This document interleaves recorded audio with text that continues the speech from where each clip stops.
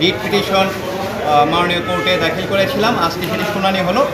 শুনানি অন্তে মাননীয় আদালত যে সম্পত্তির হিসাব দিতে কেন নির্দেশ দেওয়া হবে না সেই মর্মে একটি রুল দিয়েছেন, এবং কেন এটা প্রপার লেজিসলেশন করা হবে না, এবং এইসব বিষয় কেন যে সম্পত্তির হিসাব কেন ডিজিটাল রেকর্ড রাখা হবে না এর উপরে রুল দিয়েছেন।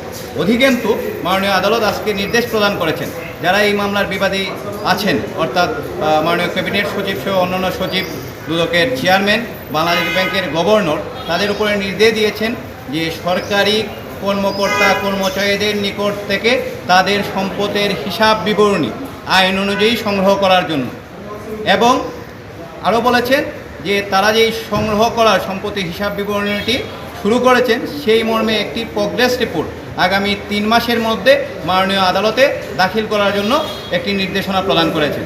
আমরা কোর্টে যেটি বলেছি যে আমাদের যারা মাননীয় মেম্বার অফ পার্লামেন্ট আছে তাদেরকে তো আমরা কোনো বেতন দিই না, তারপরেও নির্বাচনে অংশগ্রহণ করার জন্য মাননীয় মেম্বার অফ পার্লামেন্টদেরকে তাদের সম্পদের হিসাব বিবরণী দাখিল করতে হয়, তাদের আয়কর রিটার্ন দাখিল করতে হয়।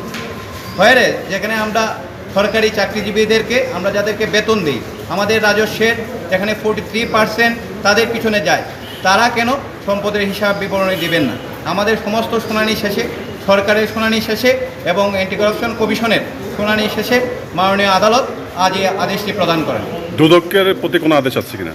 দুদকের প্রতি সুনির্দিষ্টভাবে কোনো আদেশ নেই, কিন্তু দুর্নীতি প্রতিরোধের আইনগত দায়িত্ব যেহেতু দুদকের, সেহেতু দুদক এই মামলার পক্ষ। দুদকের বিষয়ে কোর্ট কিছু কথা বলেছে, যে কোর্ট কি বলেছে? কোর্ট বলেছে যে দুর্নীতি মুক্ত করার বিষয়ে কোনো কোর্ট বলেছে যে দুর্নীতি মুক্ত করার যে সংগ্রামটা আমাদের জাতির পিতা বঙ্গবন্ধু শেখ মুজিবুর রহমান যেটি শুরু করেছিলেন সেটি আমাদেরকে চালিয়ে নিতে হবে, এবং দুর্নীতির বিরুদ্ধে এই সংগ্রামটা কোর্ট এবং সাধারণ জনগণ এবং সরকারের অন্যান্য যেসব প্রতিষ্ঠান আছে, পার্লামেন্ট সহ সবাইকে একসাথে এই সংগ্রামটা করতে হবে, তাহলেই দুর্নীতি দূর করা যাবে, আদারওয়াইজ করা যাবে। আরেকটা উনি বলেছেন যে দুর্নীতি এবং অর্থ পাচার উন্নয়ন সুশাসনের অন্তর, এটা কি বলেছেন একটু বলবেন? কোর্ট বলেছে যে দুর্নীতি এবং যদি অর্থ পাচার চলে তাহলে সুশাসনে এটা প্রতিষ্ঠা করা যায় না, রুল অফ ল প্রতিষ্ঠা করা যায় না। এই জন্য দুর্নীতির বিরুদ্ধে যে কোর্টের যে কমিটমেন্ট সেটি সবসময় আছে, এবং কোর্ট দুর্নীতির বিরুদ্ধে জিরো টলারেন্স অবস্থান অলওয়েজ আমাদের কোর্টের রয়েছে।